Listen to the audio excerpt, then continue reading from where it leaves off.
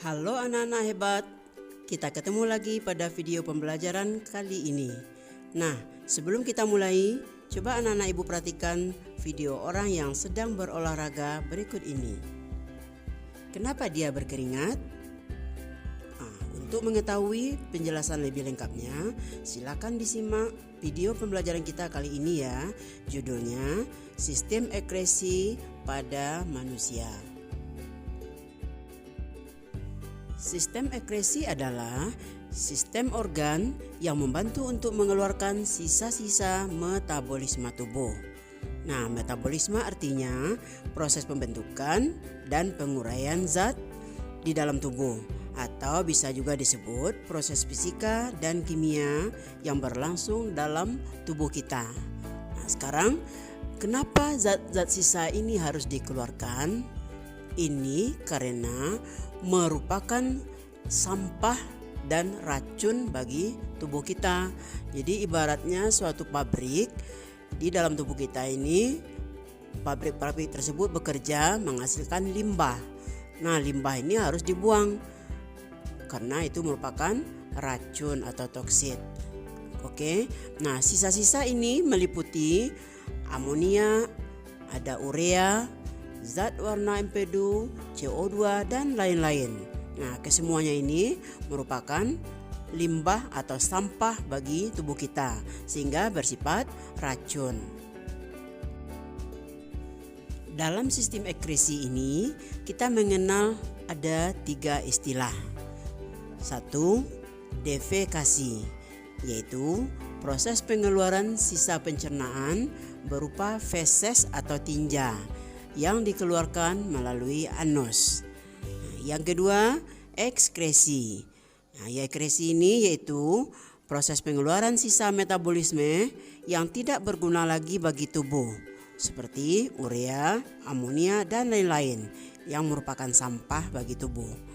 Yang ketiga, sekresi, yaitu proses pengeluaran oleh sel atau kelenjar berupa enzim atau hormon yang masih digunakan oleh tubuh untuk proses-proses lainnya.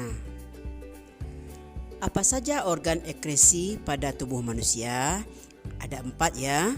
Yang pertama ginjal, yang kedua kulit, yang ketiga hati, dan yang keempat paru-paru. Nah, keempat organ ekresi ini akan menghasilkan sampah-sampah dan mengeluarkan zat-zat toksit yang harus dikeluarkan dari tubuh kita. Baik, kita akan bahas dulu organ ekresi yang pertama, yaitu ginjal. Ginjal sering juga kita sebut dengan buah pinggang, atau dalam IPA kita sering sebut dengan ren.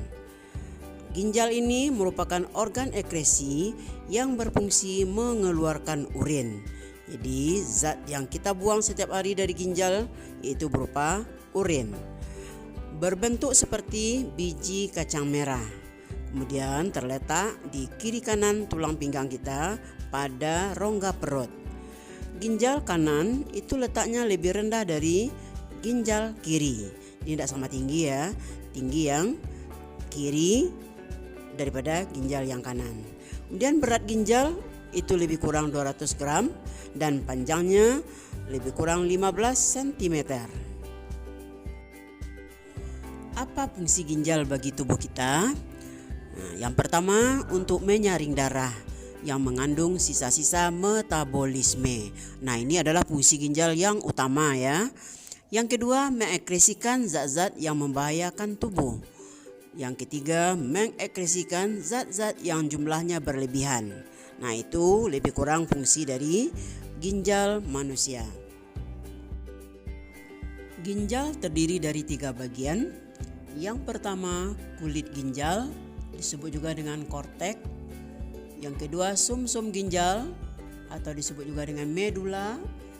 Dan yang ketiga, rongga ginjal atau pelvis. Nah, ini 3 bagian utama dari ginjal. Kulit ginjal merupakan bagian terluar dari ginjal.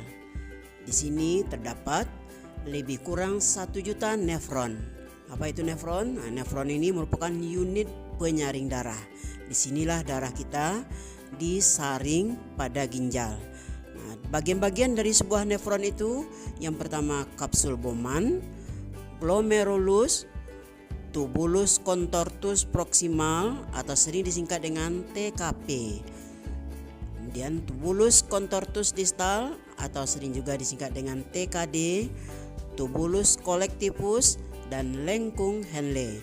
Di tubulus ini artinya saluran. Oke, itu bagian-bagian dari kortek atau kulit ginjal. Sumsum ginjal atau medula renalis ini merupakan bagian tengah dari ginjal. Jadi menurut letaknya itu sebelah dalam dari kulit ginjal atau kortek. Terdiri dari saluran-saluran yang berasal dari badan Malpighi seperti tubulus proximal, lengkung Henle, tubulus distal, dan tubulus collectivus. Bagian ketiga dari ginjal merupakan rongga ginjal atau pelvis renalis.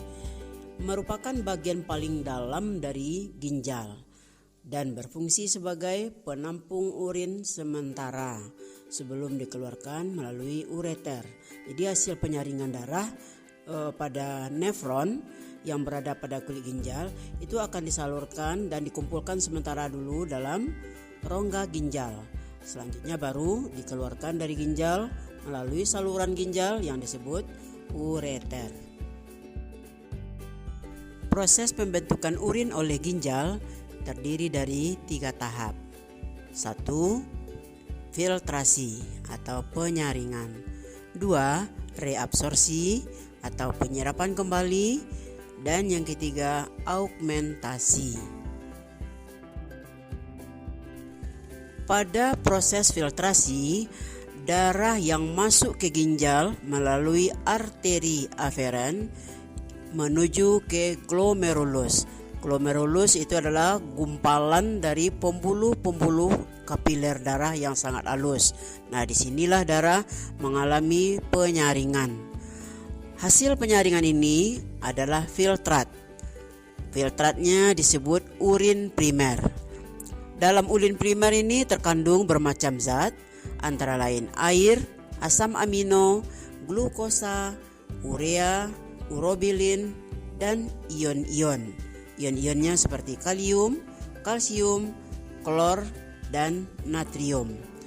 Filtrat atau hasil penyaringan yang berupa urin primer itu disimpan sementara dalam kapsula Bowman. Proses yang kedua yang disebut reabsorpsi. Nah, pada tahap ini urin primer yang sudah dihasilkan pada proses filtrasi itu mengandung zat-zat yang dibutuhkan oleh tubuh.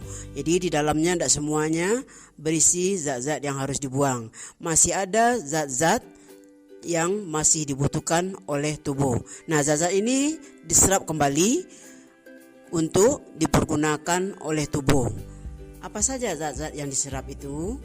Misalnya asam amino, air, glukosa, dan ion kalium.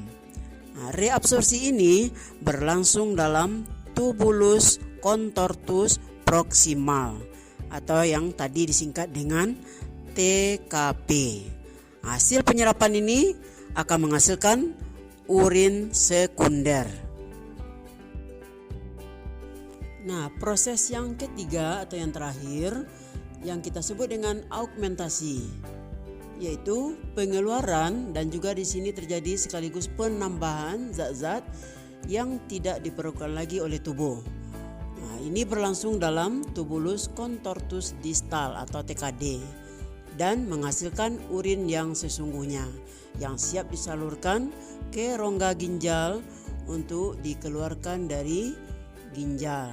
Nah, untuk melalui rongga ginjal sebelumnya itu dikumpulkan dulu dalam tubulus collectivus, baru dilanjutkan ke rongga ginjal. Dari ginjal, urin dibawa ke kandung kemih atau keluar dari ginjal melalui ureter atau saluran ginjal. Lalu, kenapa urin kita baunya khas, yaitu bau pesing.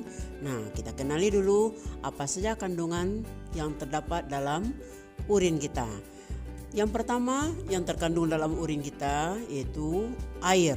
Nah, ini adalah kandungan yang terbanyak dalam urin kita, lebih kurang 95%. Yang kedua, amonia, asam urat, urea yang merupakan pembongkaran protein. Nah, senyawa inilah yang menyebabkan urin kita baunya khas, yaitu bau pesing.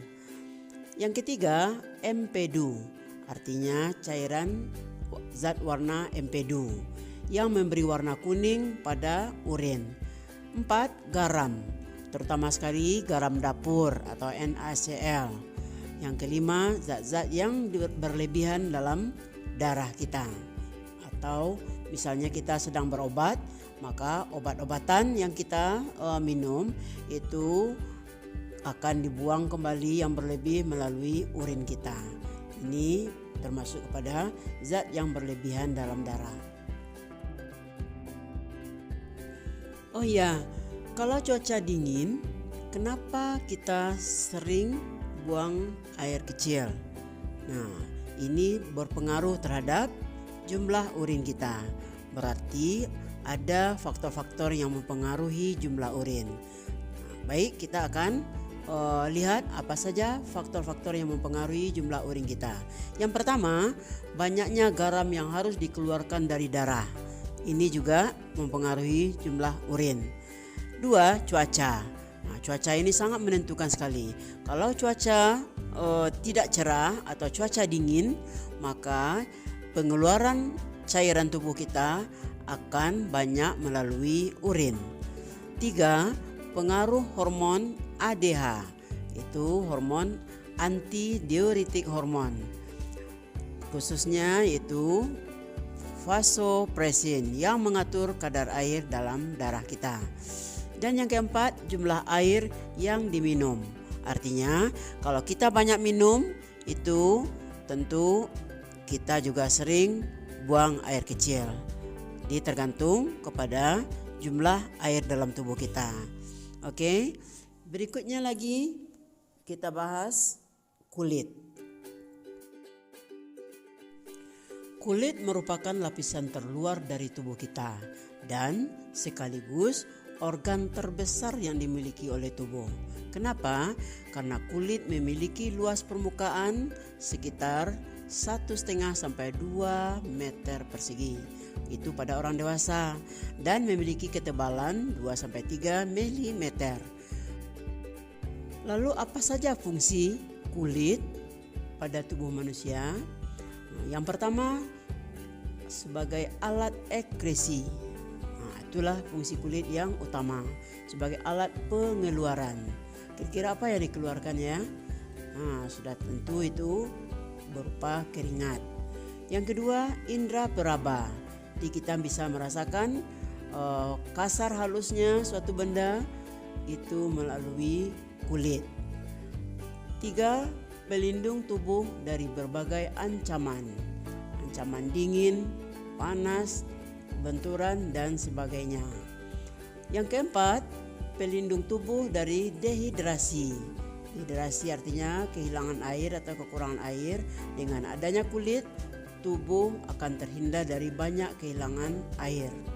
Yang kelima, pengatur suhu tubuh. Nah, bagaimana kulit bisa mengatur suhu tubuh? Nah, tentunya berdasarkan banyak sedikitnya keringat yang dikeluarkan. Dengan banyaknya keringat yang dikeluarkan, banyaknya penguapan air, tentu akan cepat menurunkan suhu tubuh. Yang keenam, untuk penyimpan lemak. Di sebagian besar lemak itu disimpan di jaringan kulit. Yang ketujuh, tempat pembuatan vitamin D. Di vitamin D yang kita butuhkan pada tulang itu dibuat di kulit dengan bantuan sinar matahari pagi. Ya, jadi makanan yang kita makan itu baru berupa provitamin D. Nah, dengan bantuan sinar matahari pagi itu akan dirubah menjadi vitamin D. Selanjutnya, bagian-bagian dari kulit. Kulit tersusun atas 3 lapisan. 1. Epidermis atau lapisan kulit ari atau disebut juga lapisan terluar.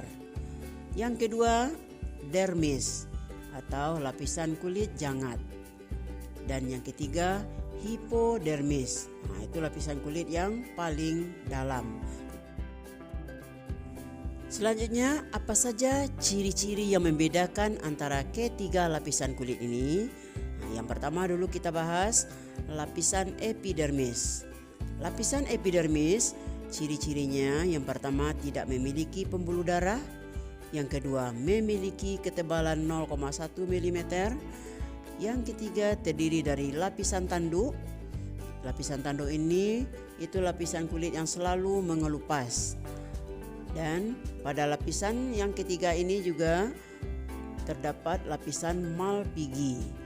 Nah, ini mengandung melanin, ya. Melanin ini yang beri pelindung kepada kita, warna kulit, melindungi dari sinar matahari. Nah, lapisan basal itu yang terus membentuk sel-sel kulit yang baru. Nah, itulah ciri khas dari lapisan epidermis. Lapisan kulit yang kedua yang disebut dengan dermis itu memiliki pula ciri-ciri. A. Terdapat kelenjar keringat. Jadi di sini pada lapisan dermis beradalah di sini kelenjar keringat. Yang B. Terdapat pula di sini kelenjar minyak. Dan C. Terdapat pembuluh darah.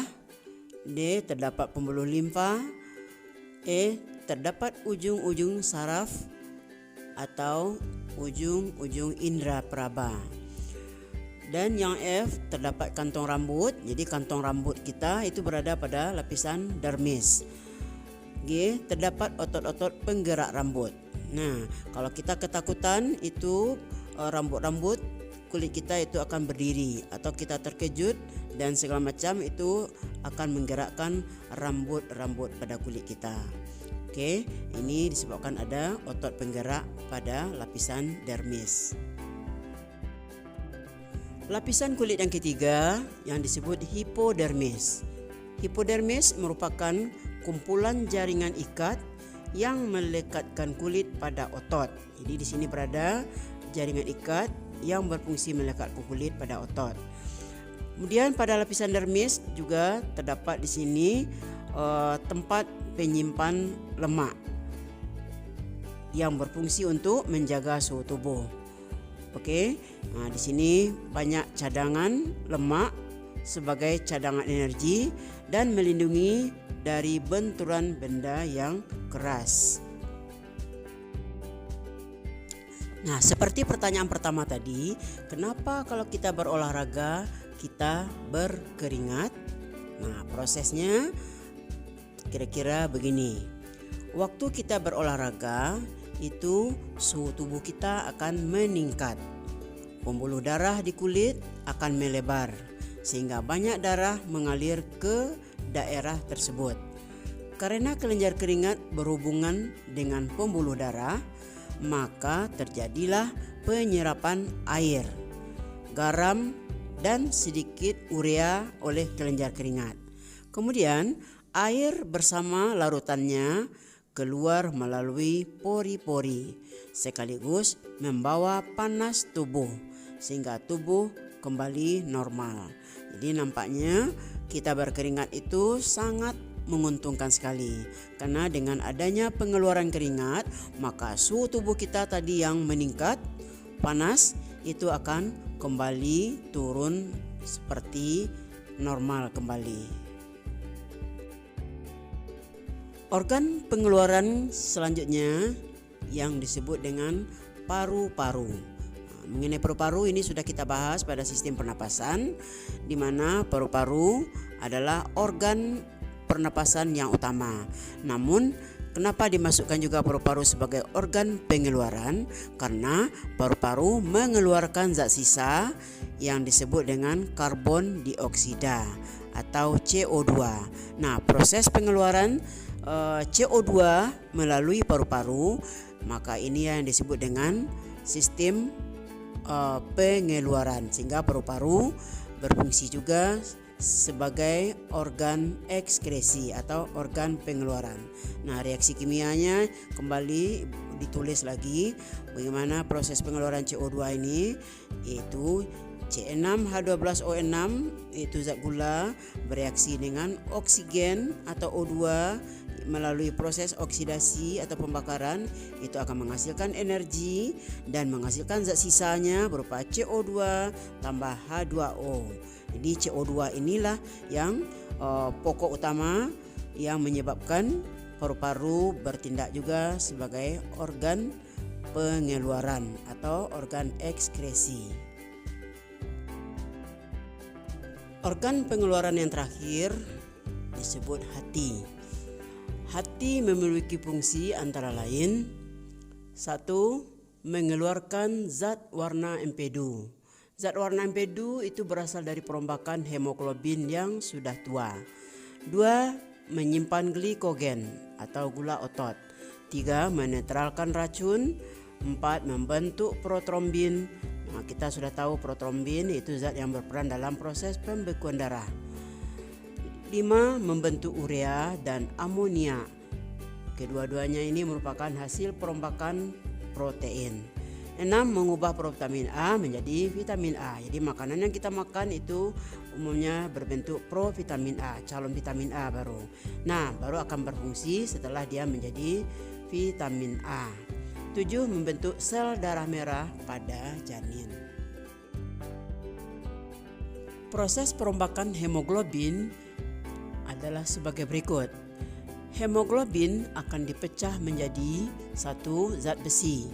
Nah, selanjutnya zat besi ini dibawa menuju sumsum merah tulang untuk membentuk hemoglobin yang baru.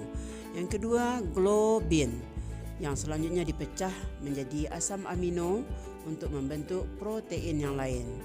Dan yang ketiga, hemin yang selanjutnya diubah jadi zat warna hijau atau biliverdin dan diubah lagi jadi zat warna kuning, oranye atau yang disebut bilirubin, dan dikeluarkan bersama getah empedu menuju usus 12 jari dan usus besar. Perombakan ini dilakukan oleh makrofag di dalam hati dan limpa. Nah, di dalam usus besar, bilirubin diubah menjadi A. urobilinogen, lalu diubah lagi jadi urobilin atau berwarna urin. B. sterkobilin atau berwarna coklat pada feses. Pembahasan kita yang terakhir yaitu tentang penyakit atau gangguan-gangguan pada sistem ekskresi. Kita awali dulu dengan penyakit pada ginjal. Nah, beberapa penyakit pada ginjal antara lain: 1. Albuminaria. Yang kedua, anuria. 3. Batu ginjal. 4. Bilirubinaria. Yang kelima, diabetes insipidus. 6. Diabetes mellitus. 7. Glikosuria. 8. Hematuria. 9. Kanker ginjal. Ke-10 nefritis. 11. Nefrosis. 12. Polisistik. 13. Pielonefritis. 14. Uremia. Baik, kita lihat usaha untuk menjaga kesehatan ginjal. 1. Minum air putih yang banyak, ya, minimal 8 gelas sehari. 2. Hindari menahan kencing. Jadi kalau sudah terasa ingin buang air kecil, langsung dikeluarkan, ya, jangan ditahan-tahan, sebab itu akan merusak ginjal. 3. Hindari makan jeroan. Jeroan itu organ-organ dalam daripada hewan yang banyak mengandung lemak, ya, itu kita hindari kalau dapat. 4. Hindari minuman suplemen atau obat-obatan dalam jangka waktu panjang.